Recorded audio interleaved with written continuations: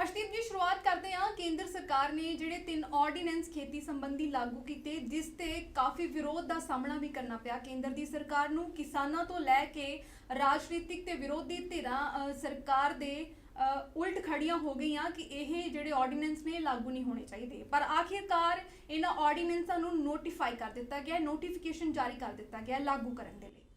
देखो जी केंद्र सरकार वालों आर्डीनेंस लिआंदे गए ने, ये आर्डीनेंस लिआउण तो बाद विरोधी धिरां लगातार इह ते बोल रही ने, पर अफसोस की गल यह भी है कि कांग्रेसी हाई कमांड इहदे ते कुछ नहीं बोल रही।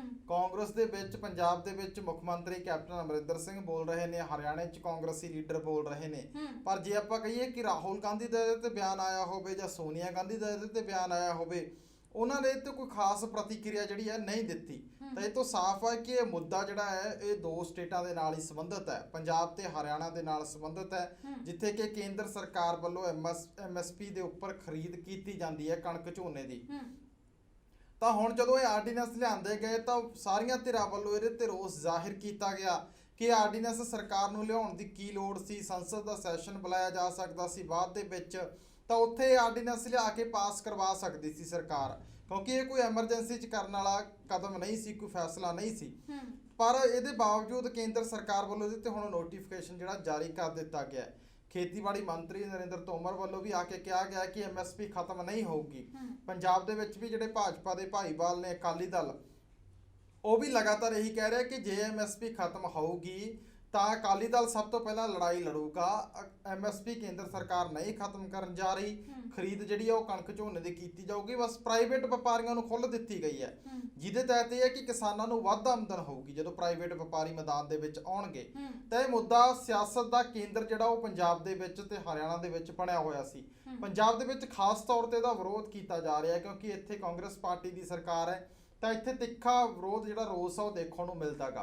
हुण केंद्र सरकार वालों जो नोटिफिकेशन कर दिता गया तो ये बाद यह है कि जदों प्राइवेट व्यापारी किसी किसान तो फसल खरीददा गा पंजाब दीयां मंडियां च आके, तो उहदे ते कोई जिहड़ा मार्केट कमेटी फीस नहीं ला सकती सरकार, कोई अपनी वक्री फीस नहीं ला सकती, जिहड़ा 5-6% टैक्स लगदा गा आड़त विच पा के, तो सारा वो कोई नहीं जिहड़ी हैगी स्टेट गौरमेंट ला सकती, ना किसान ते ना व्यापारी ते। जे किसान व्यापारी नूं फसल बेचदा गा तो किसान ते व्यापारी जिहड़ा 1% टैक्स वो सेंटर गौरमेंट नूं ते स्टेट गौरमेंट नूं शेयर च देना गा, बाकी जिहड़े एक्सट्रा टैक्स ने वो कोई भी नहीं ला सकती। तो इस तो इलावा एक नोटिफिकेशन ये है कि जेकर किसानां तो कोई भी प्राइवेट व्यापारी अपनी खेती करवाउणा चाहुंदा गा, जिस तरह के पैप्सीको करवाउंदी है संगरूर दे कुछ इलाके दे विच आलू दी फसल जिहड़ी बचवाउंदी हैगी ओह, तो उस तरह यह है कि प्राइवेट व्यापारी किसानां तो अपनी फसल भिजवाऊगा, जिवें कैनेडा अमेरिका ते न्यूजीलैंड दे विच आपां रिवाज देखिया गा कि उत्थे किसान कंपनियां दी फसल पैदा करते हैं, वो कंपनी आउंदी हैगी, वो कंपनी दे अनुसार पेस्टिसाइड पाए जाते हैं, तो कंपनी के अनुसार ही क्वालिटी चैक करके कंपनी जी फसल वो खेत के विचों लै जाती है। आस्ट्रेलिया न्यूजीलैंड के विच रिवाज काफ़ी है। तो हुण ये है कि ये प्राइवेट व्यापारी अपनी फसल जी हैगी वो किसानों तो भिजवा सकता गा खेतों के विच। ते इस तो इलावा जिहड़े गोदाम बनाने ने उन्हें वो सब कुछ वो पूरी खुल आज़ादी होगी, वो किते भी जिहड़ा वो अपना बना सकता गा, पर स्टेट गौरमेंटां व्यापारी ते इहदे च टैक्स नहीं ला सकदियां। जिहदे बाद ये सी कि एक शंका तो यह सीगा कि जदों प्राइवेट व्यापारी मैदान दे विच आ गया तो उहदे बाद हौली हौली केंद्र सरकार जो है वो फसल खरीदनों हट जूगी, हथ पिछे खिंचण लग जूगी हौली हौली, ते इहदे बाद पूरी तरह प्राइवेट व्यापारियों के सपुर्द कर दिता जाऊगा सारा कुछ।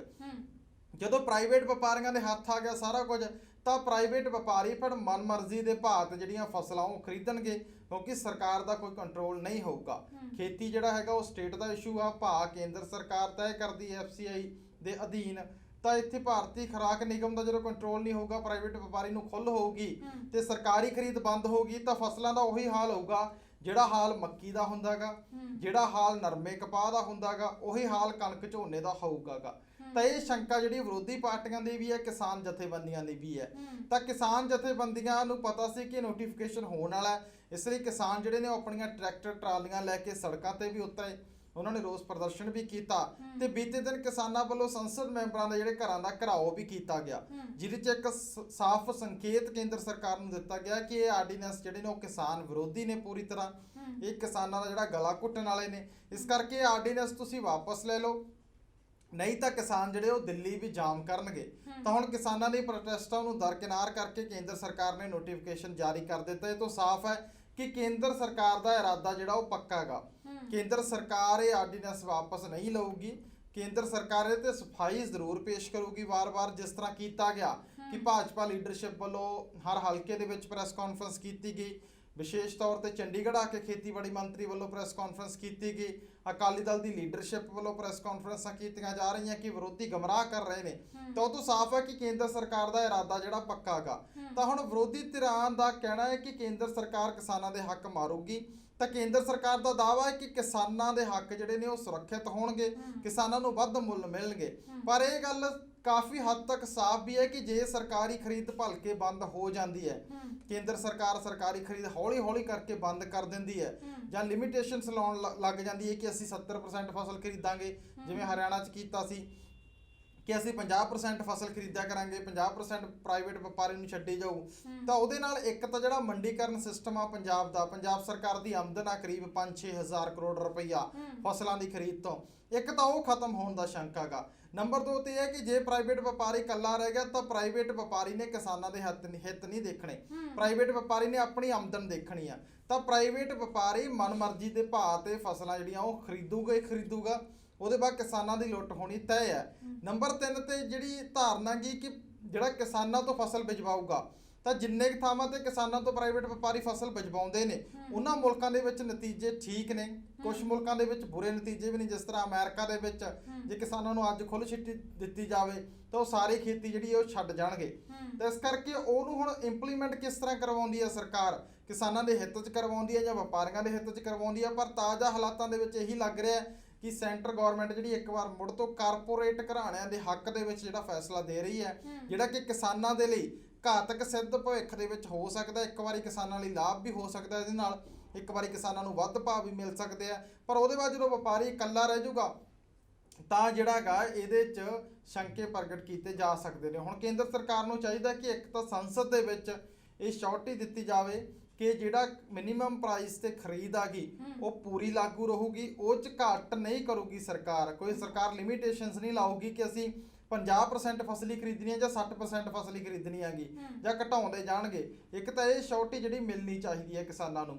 ਨੰਬਰ 2 ਤੇ ਜੇ ਕੋਈ ਵਪਾਰੀ ਕਿਸਾਨਾਂ ਤੋਂ ਫਸਲ ਬਿਜਵਾਉਂਦਾ ਗਾ ਖੇਤਾਂ ਦੇ ਵਿੱਚ, ਤਾਂ ਇਹ ਤੈਅ ਕੀਤਾ ਜਾਵੇ ਕੇਂਦਰ ਸਰਕਾਰ ਵੱਲੋਂ ਕਿ ਇਹਦੇ ਤੋਂ ਘੱਟ ਭਾਅ ਤੇ ਉਹ ਨਹੀਂ ਖਰੀਦ ਸਕਦਾ।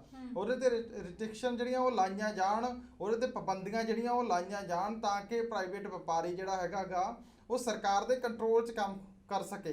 ਪਰ ਜੇ ਪ੍ਰਾਈਵੇਟ ਵਪਾਰੀ ਨੂੰ ਖੁੱਲ੍ਹਾ ਛੱਡੂਗੀ ਸਰਕਾਰ ਤਾਂ ਇਹ ਤੈਅ ਹੈ ਕਿ ਕਿਸਾਨਾਂ ਦੀ ਲੁੱਟ ਹੋਏਗੀ। ਅੱਜ ਨਹੀਂ ਤਾਂ 10 ਸਾਲਾਂ ਨੂੰ ਹੋਏਗੀ, 10 ਨਹੀਂ ਤਾਂ 15 ਸਾਲਾਂ ਨੂੰ ਹੋਏਗੀ। ਤਾਂ ਉਹਦੇ ਬਾਅਦ ਇੱਥੇ ਵੀ ਜਿਹੜਾ ਵੈਸਟਰਨ ਕਲਚਰ ਉਹ ਪੂਰੀ ਤਰ੍ਹਾਂ ਡਿਵੈਲਪ ਹੋ ਜਾਊਗਾ ਕਿ ਇੱਥੇ ਵੱਡੇ ਫਾਰਮ ਹੋਣਗੇ। ਇੰਡੀਆ ਦੇ ਵਿੱਚ ਛੋਟੇ ਕਿਸਾਨ ਨੇ ਜ਼ਿਆਦਾਤਰ, ਪੰਜਾਬ ਦੇ ਵਿੱਚ ਵੀ 70% ਛੋਟਾ ਕਿਸਾਨ ਹੈ। ਤਾਂ ਜਦੋਂ ਵੱਡਾ ਵਪਾਰੀ ਆ ਗਿਆ ਤੇ ਕਿਸਾਨ ਜਿਹੜਾ ਹੌਲੀ ਖੇਤੀ 'ਚ ਬਾਹਰ ਲਗਾਤਾਰ ਜਾ ਰਿਹਾ ਹੈਗਾ, ਤਾਂ ਉਹ ਖੇਤੀ 'ਚੋਂ ਬਾਹਰ ਜਾਊਗਾ। ਫਿਰ ਇੱਥੇ ਵੱਡੇ ਫਾਰਮ ਡਿਵੈਲਪ ਹੋਣਗੇ ਤੇ ਵੈਸਟਰਨ ਕਲਚਰ ਦੇ ਅਧੀਨ ਜਿਹੜੀ ਉਸੇ ਤਰ੍ਹਾਂ ਦੀ ਤਰਜ਼ ਤੇ ਇੱਥੇ ਖੇਤੀਬਾੜੀ ਹੋਊਗੀ ਵੱਡੇ ਫਾਰਮਾਂ ਦੇ ਵਿੱਚ। ਤੇ ਇਸ ਕਰਕੇ ਇਹ ਲੱਗ ਰਿਹਾ ਕਿ ਕਿਸਾਨ ਨੂੰ ਮਜ਼ਦੂਰ ਬਣਦਿਆਂ ਵੀ ਦੇਰ ਨਹੀਂ ਲੱਗਣੀ। ਤਾਂ ਕਈ ਕਿਸਮ ਦੇ ਸ਼ੰਕੇ ਨੇ ਜਿਨ੍ਹਾਂ ਨੂੰ ਸਰਕਾਰ ਨੂੰ ਦੂਰ ਕਰਨਾ ਚਾਹੀਦਾ ਤੇ ਸੰਸਦ ਦੇ ਵਿੱਚ ਖੜ ਕੇ ਇਸ ਆਰਡੀਨੈਂਸਾਂ ਦੇ ਉੱਪਰ ਬਹਿਸ ਕਰਵਾਉਣੀ ਚਾਹੀਦੀ। ਇਹਨਾਂ ਨੂੰ ਸੰਸਦ ਦੇ ਥਰੂ ਲਿਆਉਣਾ ਚਾਹੀਦਾ ਤੇ ਉੱਥੇ ਖੜ ਕੇ ਮੇਜ਼ ਥਪਥਪਾ ਕੇ ਛਾਤੀ ਠੋਕ ਕੇ ਜਿਹੜਾ ਕਿਸਾਨਾਂ ਨੂੰ ਸ਼ੋਰਟੀ ਦੇਣੀ ਚਾਹੀਦੀ ਹੈ ਕਿ ਅਸੀਂ ਇਹ ਨਹੀਂ ਕਰਨ ਜਾਵਾਂਗੇ। ਪਰ ਜਦੋਂ ਸਰਕਾਰ ਆਰਡੀਨੈਂਸ ਲਿਆਉਂਦੀ ਹੈ, ਇਸ ਰਾਹੇ ਜਾਂਦੀ ਹੈ, ਤਾਂ ਸ਼ੰਕਾ ਤਾਂ ਪੈਦਾ ਹੁੰਦੀ ਹੈ ਕਿ ਸਰਕਾਰ ਵਪਾਰੀਆਂ ਵੱਲ ਵੱਧ ਰਹੀ ਹੈ ਤੇ ਛੋਟੀ ਕਿਸਾਨੀ ਨੂੰ ਜਿਹੜਾ ਉਹ ਤਬਾਹ ਕਰਨ ਦੇ ਵੱਲ ਜਾ ਰਹੀ ਹੈਗੀ।